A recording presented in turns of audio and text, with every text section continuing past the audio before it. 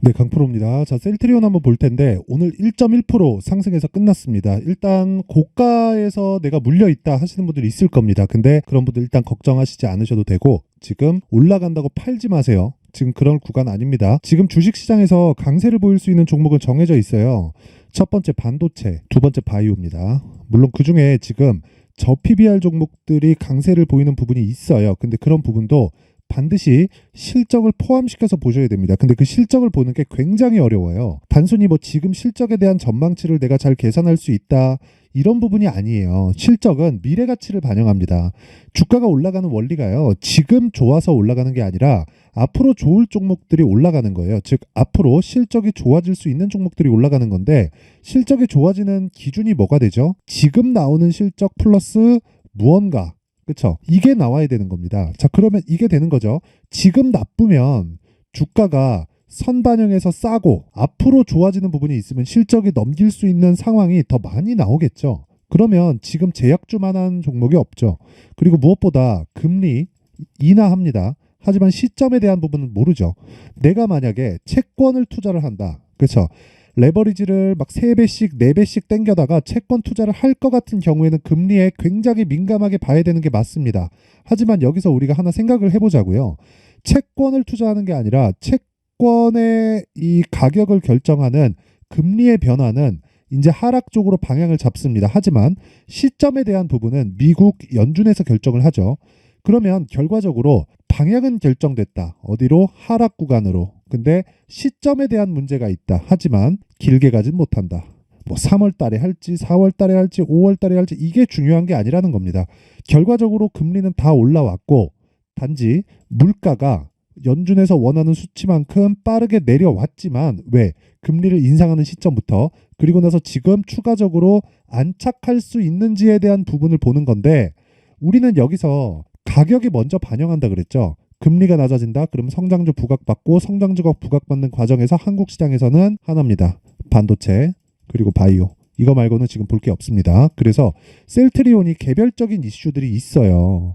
뭐 합병에 대한 부분, 지금 헬스케어 합병 됐죠. 근데 이제 뭐가 남았나요? 제약이 남았다. 그리고 이게 셀트리온뿐만 아니라, 자, 내용 한번 보시면요. 레고캠 바이오 어떻습니까? 정확하게 12월 말 1월 초 고가 형성하고 빠졌죠. 근데 뭐예요? 신고가예요. 셀트리온 달라요? 똑같습니다. 그렇죠? 뭐 다 동일합니다. 내용은 다 달라요. 레고캠바이오 같은 경우에 얀센에 2.2조짜리 기술 수출 계약 들어왔죠. 그러면서 상승시켰지만 충분히 하락을 거쳤고, 우리는 확인하고 매수할 수 있는 상황을 만든다. 그 부분 반드시 기억하시고, 자, 그리고 뭐 HLB 같은 경우에는 오늘까지도 굉장히 크게 강세를 보였어요. 자, HLB 한번 보세요. 동일하게 강세를 보였는데 HLB가 먼저 치고 나갔죠. 그렇죠?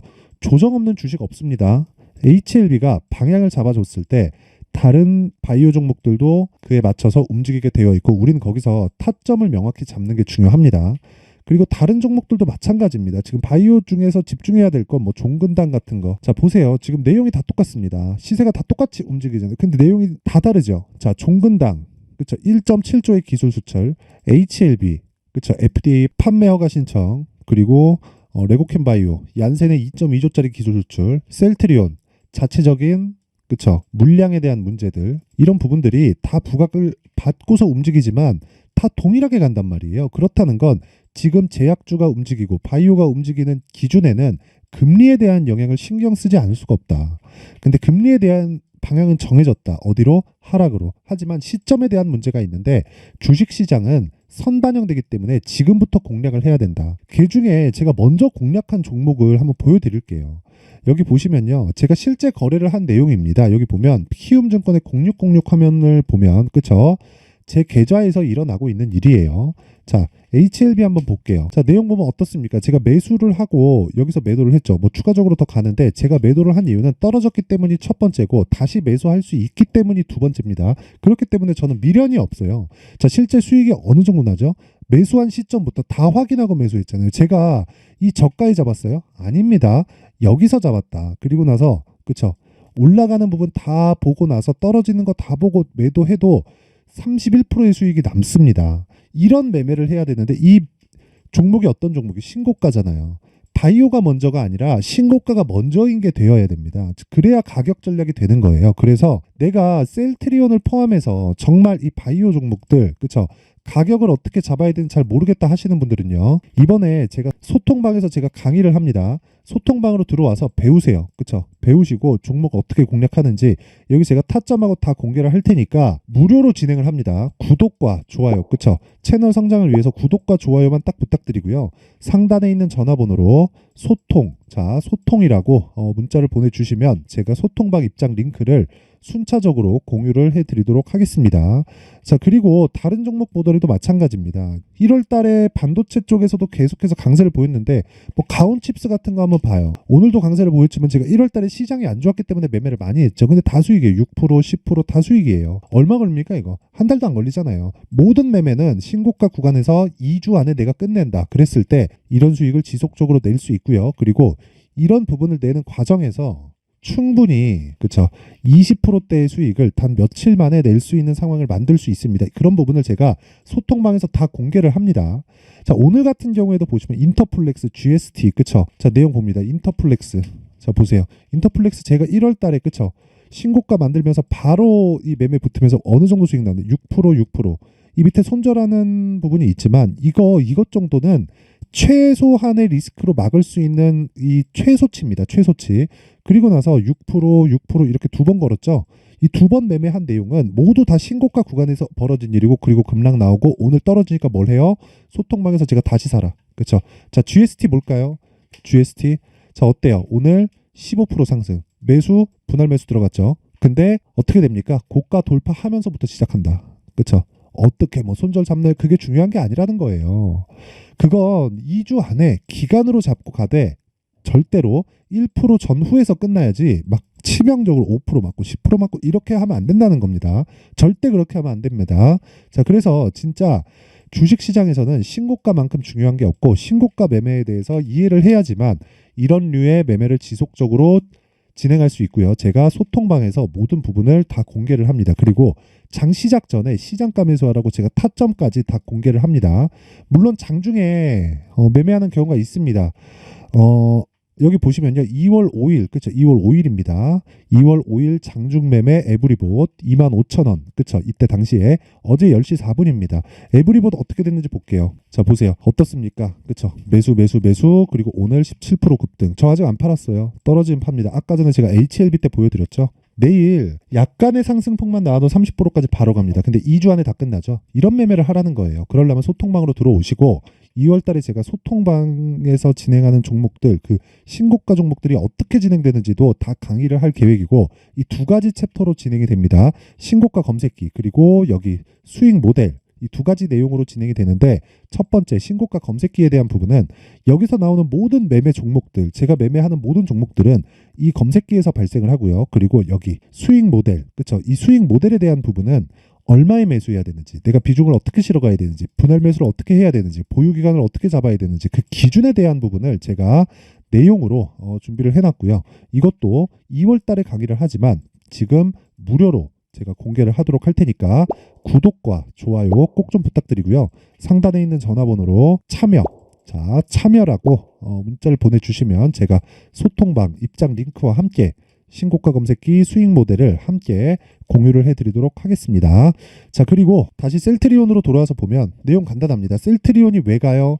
금리 때문에. 그렇죠. 개별적인 내용이 있기는 하지만 그게 중요한 게 아니라 그랬죠. 언제 합병하나요? 서정진이 언제 무슨 얘기를 하나요? 그런 게 중요한 게 아니라는 거예요. 여기 뭐 스텔라라 뭐 시밀러 알약 개발 임상 일상 청신호다 뭐 스텔라라 임상 뭐 결과가 어떻다 이런 게 중요한 게 아니라는 겁니다. 그거는 시장에서 가격 반영을 다 시켜버립니다. 그래서 우리가 가격을 보고 쓸데없이 다른 거에서 기대감을 가지면 진짜 매매 어려워집니다.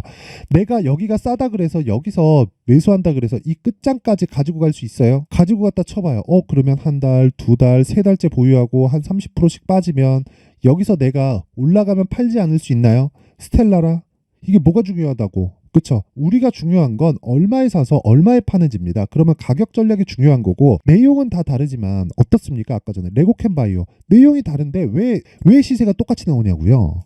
그쵸? 그럼 우린 이 구간에서 매매할 수 있는 가격대를 찾자. 그쵸? 그게 제가 모두 그쵸? 모두 신고가 매매 전략에 다 있습니다. 자, 그래서 여기 셀트리온의 가격과 단기 보유 전략을 제가 함께 준비를 해왔는데, 단기 뭐라 그랬어요? 2주입니다. 2주. 그쵸? 근데 그 2주 동안 뭘 해야 돼요? 수익 전환 시켜야 된다. 손실 볼 수 있지. 어느 정도 1% 내외. 이 끝입니다. 기간 얼마? 2주. 그러려면 가격에 디테일하게 들어가야겠죠. 그래서 내용이 좀 깁니다. 20페이지에 걸쳐서 좀 긴데, 요것도요 제가 무료로 공개를 하고요.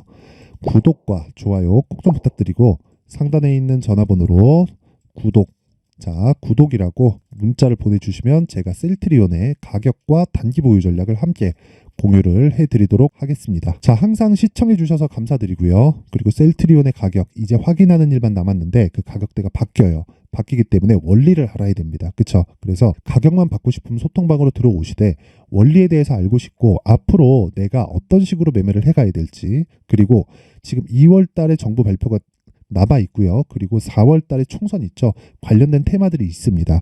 그런 종목들 다 신고가 구간에서 움직이고 있는데, 그런 종목들을 얼마에 어떤 식으로 어느 기간에 잡아서, 그쵸? 기간은 2주인데 2주 동안을 맞추기 위해서 내가 어느 정도의 기간을 잡고 기다려야 되는지를 제가 상세하게 내용 준비를 해놨으니까 영상 끝까지 시청하시고요. 모든 분들이 성공 투자하셨으면 좋겠습니다. 자, 24년도가 돼도 여전히 시장은 녹록지 못합니다. 이런 상황이 벌어지는 건 어쩔 수 없습니다. 이런 상황에서도 수익이 나는 종목들의 구조는 변하지 않습니다. 즉, 대시세 종목에 대한 구조는 변하지 않는다는 거고, 실제 제가 소통방에서 지속적으로 이야기를 드리고 있는 내용도, 대시세 종목이나 시장 주도주를 공략하는 건 철저하게 가격 분석을 하라고 이야기를 드리고, 가격 분석 이후에는 이슈에 대한 파악, 그리고 이슈를 파악하고 나서는 다시 내가 얼마에 매수할지 그 타점에 대한 부분을 지속적으로 언급을 하고 있습니다. 자, 근데 생각해 보세요. 1월 달에 시장이 굉장히 어려웠습니다. 어려운 상황에서의 어떤 종목들이 강했냐 보면 반도체와 그리고 바이오입니다. 자, 실제 여기 보면요. HLB에 제가 실제 매매한 내용을 띄워놓고 보여드리고 있는데, 1월 22일부터 매매를 시작해서 4일 동안 31%의 수익 마감이 됐고요. 그리고 여전히 신고가 종목입니다. 자, 그리고 그 다음 어보브 반도체, 이름을 보시다시피 반도체 종목이죠. 그리고 AI 반도체는 지속적으로 강세를 보이고 있습니다. 이 종목도 신고가를 먼저 달성한 이후에 제가 21%의 단기간에 21%의 큰 수익을 내고 마감이 됐습니다. 다시 재공략을 준비하고 있고, 이런 부분은 소통방에서 다 공유를 해드립니다. 자, 그리고 그 다음 코세스. 자, 코세스 같은 종목도 당연히 그쵸, 신고가 종목이고요. 그리고 반도체 종목입니다. 이 종목도 영업일 기준에서 이틀 동안 대략 한 15%의 수익 마감이 됐습니다.